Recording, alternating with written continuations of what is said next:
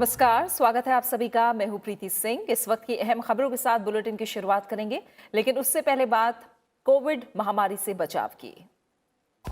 Corona महामारी के खिलाफ पूरा देश एकजुट होकर लड़ रहा है। आप भी हमारे साथ सुरक्षा और बचाव के एहतियाती उपायों का संकल्प लें। अपना मास्क अच्छी तरह से पहने, 2 गज की दूरी का पालन करें, सुरक्षित दूरी बनाए रखें, साथ ही हाथों को बार बार धोएं।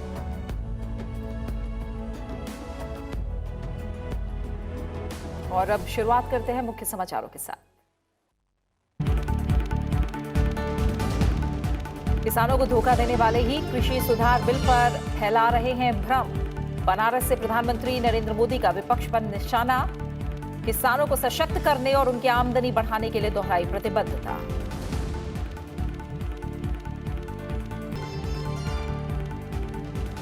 कोविड-19 वैक्सीन के विकास और निर्माण में जुटी 3 टीमों के साथ प्रधानमंत्री नरेंद्र मोदी की बैठक। वैज्ञानिकों से लोगों को आसान भाषा में बताने को कहा। टीके से जुड़ी बातों को और दवा वितरण के लिए परिवहन और कोल्ड चेन समेत विभिन्न पहलुओं पर की चर्चा।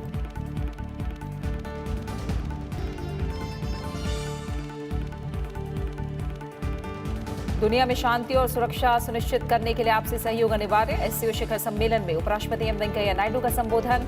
आतंकवाद का सहयोग करने वाले देशों के खिलाफ एकजुट होने का किया आह्वान। कोविड महामारी से लड़ने में भारत की क्षमताओं को साझा करने का दिया भरोसा।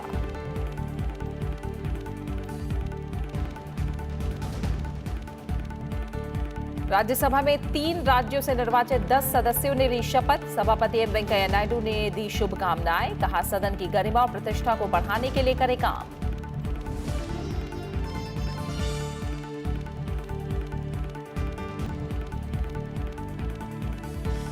प्रधानमंत्री नरेंद्र मोदी ने वाराणसी प्रयागराज 6 लेन हाईवे के चौड़ीकरण का किया लोकार्पण। कहा, 6 साल में पूरे हुए हजारों करोड़ रुपए की परियोजनाओं से आसान हुआ लोगों का जीवन। विश्व प्रसिद्ध देव दीपावली कार्यक्रम में हुए शामिल।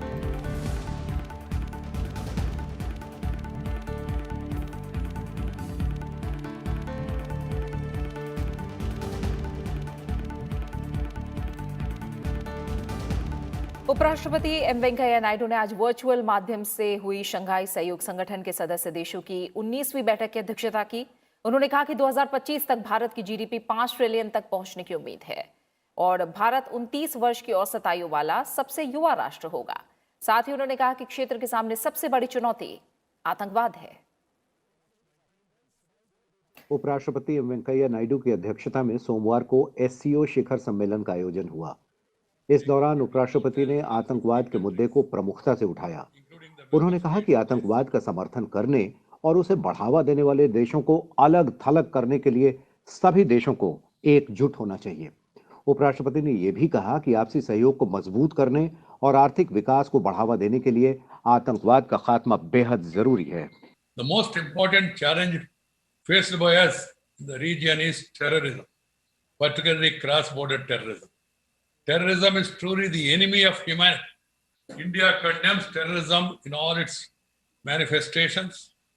We remain concerned about threats emerging from ungoverned spaces and are particularly concerned about states that leverage terrorism as an instrument of state policy.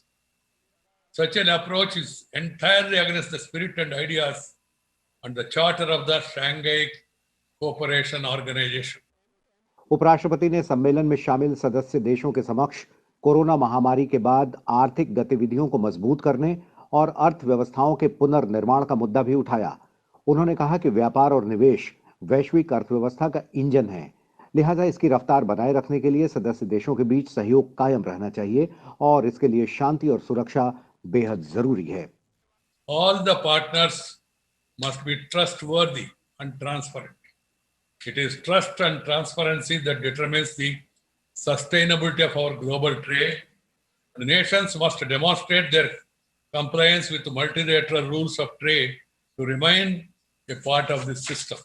Covid महामारी और इससे निपटने के तौर तरीकों का हवाला देते हुए उपराष्ट्रपति ने विश्व स्वास्थ्य संगठन समेत दूसरे वैश्विक संस्थाओं में सुधार की आवश्यकता बताई, ताकि आपसी क्षमताओं को और मजबूत किया जा सके और कोरोना से सही तरीके से निपटा जा सके। This is the time to bring the much needed reforms to our global institutions. including the WHO, and rework our development strategies to face a post-COVID-19 world. For this, we need a reformed multilateralism that reflects today's realities. उपराष्ट्रपति ने कहा कि भारत ने मजबूती के साथ इस वैश्विक महामारी का मुकाबला किया है और वायरस से लड़ने के साथ साथ आर्थिक स्थिरता सुनिश्चित करने में भी उल्लेखनीय काम किया है। उन्होंने सदस्य देशों को भरोसा दिलाया कि भारत कोविड महामारी से लड़ने में अपनी क्षमताओं को साझा करने के लिए हमेशा तैयार है। उन्होंने कहा कि भारत में कोरोना वैक्सीन के 30 टीके पर काम चल रहा है और 70% से अधिक वैश्विक टीके भारत में निर्मित किए जा रहे हैं। More than 60% of the vaccines for global immunization program are being manufactured in India. And this global vaccine production and delivery capacity will be used to help all the countries in fighting this crisis. More than 30 indigenous vaccines are currently being developed in our country. 3 of them are in advanced stage. Thanks to its world-class pharmaceutical industry, India has demonstrated itself as a pharmacy to the world during the ongoing COVID-19 pandemic. ये पहला मौका है जब भारत ने Shanghai सहयोग संगठन के सदस्य देशों के प्रमुखों की बैठक की मेजबानी की है। भारत और पाकिस्तान सितंबर 2017 में एससीओ के स्थायी सदस्य बने थे। इसके अलावा रूस, चीन, कजाकिस्तान, किर्गिस्तान, तजाकिस्तान और उज़्बेकिस्तान इसके सदस्य देश हैं। शंघाई सहयोग संगठन के सदस्य देशों के अलावा इसमें 4 पर्यवेक्षक देश भी शामिल हैं। एससीओ सम्मेलन में कोविड-19 महामारी और उससे जुड़े मुद्दों पर काफी लंबी चर्चा हुई। विदेश मंत्रालय में सचिव विकास स्वरूप ने सम्मेलन के बाद मीडिया के सवालों के जवाब में कहा कि भारत कोविड-19 वैक्सीन के निर्माण के लिए प्रयासरत है और भारत जो भी वैक्सीन बनाएगा वो पूरी दुनिया के लिए होगी। इसलिए भारत और पाकिस्तान के अलावा कई अन्य देशों ने अपील की है कि कोविड-19 से जुड़ी दवाओं और वैक्सीन पर पेटेंट शुल्क मुक्त होना चाहिए। विदेश मंत्रालय के सचिव विकास स्वरूप ने कहा कि विश्व स्वास्थ्य संगठन को भी इस मामले पर संज्ञान लेना चाहिए। There was a good discussion on the impact of the COVID-19 pandemic, how best countries can collaborate and work together in reducing the economic impact of the pandemic. The Prime Minister has repeatedly said that we want our vaccines to be used for the global good. As far as the larger element is concerned of cooperation on vaccines, etc., we are all members of the World Health Organization, and we believe that is the appropriate forum in which to take this cooperation forward. Venkaiah Naidu ने सदन में आज 10 सदस्यों को शपथ दिलाई। सदस्यों का स्वागत करते हुए सभापति ने सांसदों से लोकतंत्र को और मजबूत करने का प्रयास करने का आह्वान किया। उन्होंने सदस्यों से सदन की गरिमा और प्रतिष्ठा को बनाए रखने की भी अपील की। माननीय सभापति जी। राज्यसभा के लिए नवनिर्वाचित सदस्यों को सभापति एम वेंकैया नायडू ने सदन में सदस्यता की शपथ दिलाई। नए सदस्यों को बधाई देते हुए सभापति ने उनसे कानून निर्माताओं के रूप में अपने कर्तव्यों का निर्वहन करने की बात कही। उन्होंने सदस्यों से सदन की कार्यवाही को सुचारू रूप से चलाने में सहयोग की भी अपील की। Rajya Sabha is a house of elders. So the legislators across the country and also people at large, particularly youngsters, they look to Parliament and they look to Rajya Sabha for guidance and inspiration. So our conduct should add to the decency, dignity and decorum of the House. So I always tell members, discuss, debate and decide. Do not take recourse to the 4th D, that is disruption. Because we are all seeing the image of the institutions, legislatures, are going down because of certain happenings and all. सभापति ने कहा कि नए सदस्यों को शपथ दिलाना इसलिए जरूरी था ताकि वो संसदीय समिति की बैठकों में भाग ले सकें। सदन कब होगा वो तो सरकार तय करेगा, मगर कमिटीज मीटिंग चलते रहते हैं। आप ये बिना ये स्वेरिंग इन आप कमिटी में नहीं जा सकते, भाग नहीं रह सकते। इसलिए मैंने सोचा ये सिचुएशन ऐसा होते हुए भी आप लोगों को आज इस कार्यक्रम में बुलाना जरूरी है। आप सब लोग आए, आप सबको और एक बार बधाई, अभिनंदन। सभापति ने नए सदस्यों से कोविड नियमों का सख्ती से पालन करने की भी अपील की। द सेफ डिस्टेंस, उसको मैं सुरक्षित दूरी कहता हूँ। सामाजिक दूर ऐसा नहीं है, सुरक्षित दूरी बेहतर होगा। ये इसका भी पालन करना बहुत जरूरी है। ये दोनों विषयों को कृपया आप सब लोग ध्यान में लीजिए। मैं नॉर्मल सिस्टम में ग्रुप फोटो, मिलना चेयरमैन से, ये सब होता है, मगर आज का जो सिचुएशन है उसके कारण से हमने ये सब थोड़ा तात्कालिक इसके ऊपर रोक लगाया। सभापति ने पहली बार राज्यसभा सदस्य निर्वाचित सदस्यों से सदन के इतिहास और नियमों की जानकारी हासिल करने की भी बात कही। भारतीय प्रशासनिक सेवा के वरिष्ठ अधिकारी उत्पल कुमार सिंह को लोकसभा सचिवालय और लोकसभा का महासचिव नियुक्त किया गया है। लोकसभा अध्यक्ष ओम बिरला ने आज उत्पल कुमार सिंह की नियुक्ति को मंजूरी दी।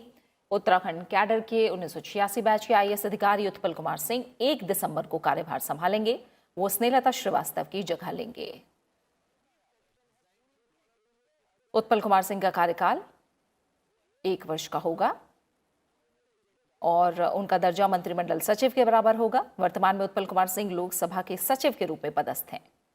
उत्पल कुमार सिंह के पास 34 साल का प्रशासनिक अनुभव है और उन्होंने विभिन्न क्षमताओं में केंद्र और राज्य सरकारों में काम किया है।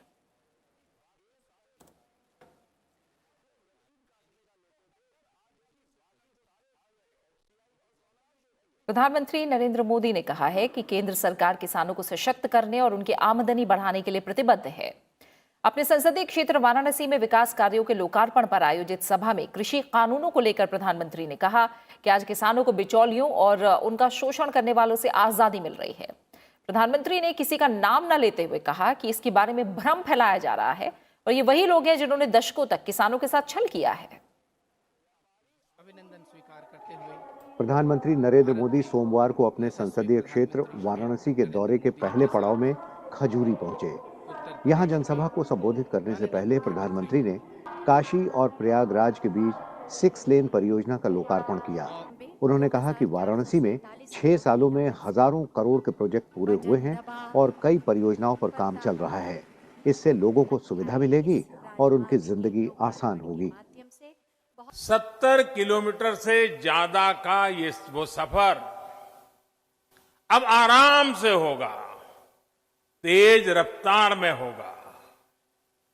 इस हाईवे के चौड़ा होने से काशी और प्रयाग के बीच का आना जाना अब और आसान हो गया है। कांवड़ यात्रा के दौरान कांवड़ियों को और इस क्षेत्र के लोगों को जो परेशानी होती थी, अब वो भी समाप्त हो जाएगी। इतना ही नहीं, इसका लाभ कुंभ के दौरान भी मिलेगा। प्रधानमंत्री ने कहा कि अच्छी सड़कों और आधुनिक चीजों का फायदा किसानों को होता है। इस मौके पर उन्होंने कृषि कानून के फायदे भी गिनाए और विपक्ष पर भ्रम फैलाने का आरोप लगाया। प्रधानमंत्री ने कहा कि भविष्य को लेकर आशंकाएं फैलाई जा रही हैं। प्रधानमंत्री ने कहा कि ये वही लोग हैं जिन्होंने दशकों तक किसानों के साथ छल किया है। सालों तक एमएसपी को लेकर छल किया गया। किसानों के नाम पर बड़े बड़े कर्ज माफी के पैकेज घोषित किए जाते थे, लेकिन छोटे और सीमांत किसानों तक ये पहुंचते ही नहीं थे। जो अभी हुआ ही नहीं है, जो कभी होगा ही नहीं, उसको लेकर समाज में भ्रम फैलाया जाता है। प्रधानमंत्री ने कहा कि केंद्र सरकार ने किसानों को सशक्त करने का रास्ता अपनाया है और सरकार किसानों की आमदनी बढ़ाने पर लगातार काम कर रही है। किसानों को इसका लाभ मिल रहा है और किसान अब विदेश में अपने उत्पाद का निर्यात भी कर रहे हैं। अब बनारस के आम की डिमांड विदेशों में भी निरंतर बढ़ रही है। अब यहां जो पैकेजिंग की सुविधाएं तैयार हो रही है, उस वजह से पैकिंग के लिए दूसरे बड़े शहरों में जाने की जरूरत अब नहीं रहेगी। आम के अलावा इस साल यहां की ताजा सब्जियां भी दुबई और लंदन पहुंची है। किसान को आधुनिक सुविधाएं देना, छोटे किसानों को संगठित करके उनको बड़ी ताकत बनाना, किसानों की आय बढ़ाने के प्रयास निरंतर जारी है। राष्ट्रीय राजमार्ग 19 में प्रयागराज के हंडिया और वाराणसी के राजा तालाब खंड के बीच 73 किलोमीटर सड़क का 6 लेन में चौड़ीकरण किया गया है। इस परियोजना में कुल 2,447 करोड़ रुपए की लागत आई है। इससे प्रयागराज और वाराणसी के बीच यात्रा के समय में 1 घंटे की कमी आएगी। देव दीपावली के मौके पर वाराणसी पहुंचे प्रधानमंत्री नरेंद्र मोदी ने बाबा विश्वनाथ की पूजा की और दीपोत्सव में शामिल हुए। वाराणसी यात्रा में सबसे पहले विकास परियोजनाओं का लोकार्पण करने के बाद प्रधानमंत्री नरेंद्र मोदी और उत्तर प्रदेश के मुख्यमंत्री योगी आदित्यनाथ ने काशी विश्वनाथ मंदिर जाने के लिए डुमरी घाट से क्रूज पर सवार होकर वो ललिता घाट गए।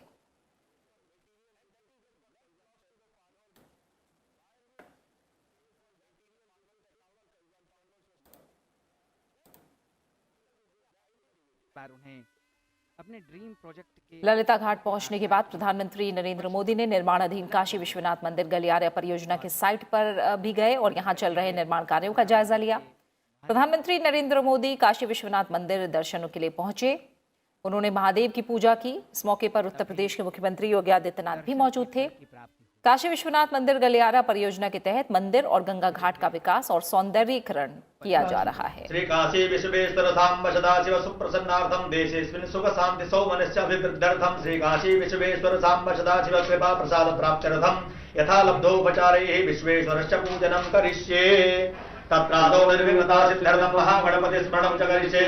वक्रतुण्ड महाकाय सूर्यकोटि समप्रभा निर्विघ्नं कुरु मे देव सर्वकार्येषु सर्वदा। सर्वमंगल मांगल्ये शिवे सर्वार्थसाधिके शरण्ये त्र्यंबके गौरी नारायणी नमोस्तुते गणेशाम्बिकाभ्यां नमः।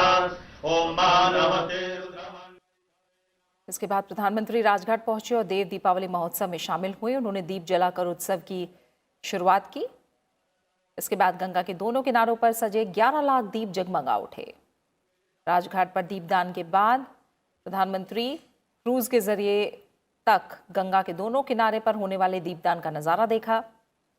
चेत सिंह घाट के सामने रुककर यहां रामायण पर आधारित लेजर शो भी देखा। कार्तिक पूर्णिमा के दिन देव दीपावली मनाई जाती है। वाराणसी की देव दीपावली दुनिया भर में प्रसिद्ध है। इस मौके पर सांस्कृतिक कार्यक्रम का आयोजन भी किया गया। प्रधानमंत्री ने काशी के मंदिरों पर एक वेब पोर्टल की शुरुआत भी की है। कार्यक्रम में प्रधानमंत्री ने कहा कि आत्मनिर्भर भारत अभियान में देश लोकल के लिए वोकल हो रहा है।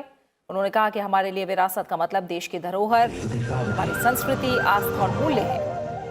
उन्होंने कहा कि चाहे सीमा पर घुसपैठ की कोशिश हो या विस्तारवादी ताकतें, भारत सबको करारा जवाब दे रहा है।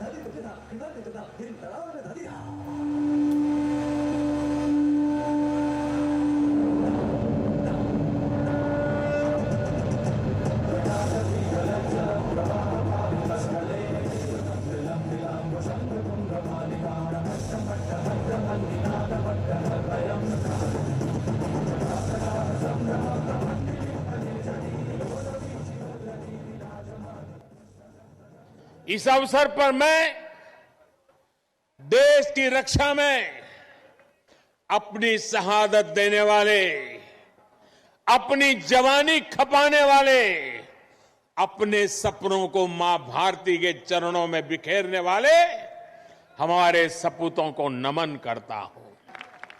चाहे सीमा पर घुसपैठ की कोशिशें हो, विस्तारवादी ताकतों का दुस्साहस हो, या फिर देश के भीतर देश को तोड़ने की कोशिश करने वाली साजिश है, भारत आज सबका जवाब दे रहा है। 14th-15th century poet Saint Sant.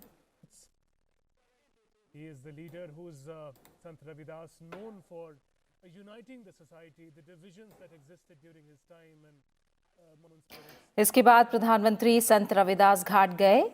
यहां से वो संत रविदास पार्क गए और संत रविदास की प्रतिमा पर श्रद्धा सुमन अर्पित किए। उन्होंने संत रविदास पार्क का भी मुआयना किया। सामाजिक समरसता का एक बड़ा संदेश भी संत रविदास जी के साथ। प्रधानमंत्री नरेंद्र मोदी ने आज कोविड-19 के टीके के विकास और निर्माण पर काम करने वाली 3 टीमों के साथ वर्चुअल बैठक की है। ये टीमें Gennova biopharmaceuticals limited Pune, biological E limited Hyderabad और doctor Reddy's laboratories limited Hyderabad थी। प्रधानमंत्री ने इन कंपनियों में कोविड-19 से निपटने के लिए वैक्सीन बनाने के लिए किया जा रहे प्रयासों की सराहना की। प्रधानमंत्री ने कंपनियों से विनियामक प्रक्रियाओं और संबंधित मामलों के बारे में अपने सुझाव और विचार रखने को भी कहा। उन्होंने सुझाव दिया कि वो टीके और संबंधित मामलों जैसे इसकी प्रभावकारिता के बारे में आम जनता को सरल भाषा में सूचित करने के लिए अतिरिक्त प्रयास करें। टीके वितरित करने के संबंध में रसद परिवहन, कोल्ड चेन से संबंधित मामलों पर भी चर्चा की गई। जिन कंपनियों ने वैक्सीन पर चर्चा की गई है उनका परीक्षण और विस्तृत डेटा विभिन्न चरणों में है और परिणाम अगले साल की शुरुआत में आने की उम्मीद है।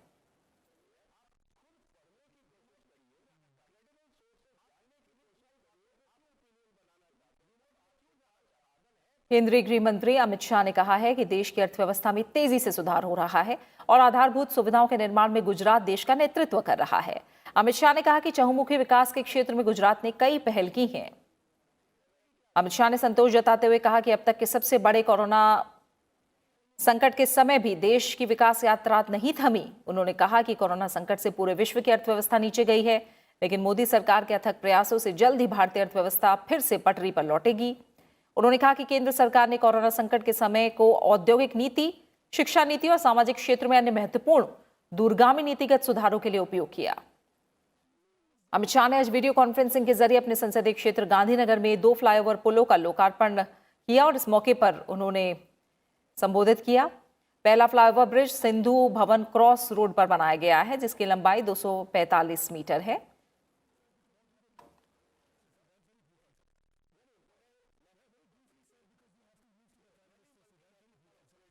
और इसी के साथ फिलहाल इस बुलेटिन में इतना ही, लेकिन चलते चलते एक बार फिर आपसे अपील। कोविड महामारी के खिलाफ पूरा देश एकजुट होकर लड़ रहा है। आप भी हमारे साथ सुरक्षा और बचाव के एहतियाती उपायों का संकल्प लें। अपना मास्क अच्छी तरह से पहने, 2 गज की दूरी का पालन करें, सुरक्षित दूरी बनाए रखें, साथ ही हाथों को बार बार धोएं। अपना अच्छे से ख्याल रखिए और मुझे दीजिए इजाजत। नमस्कार।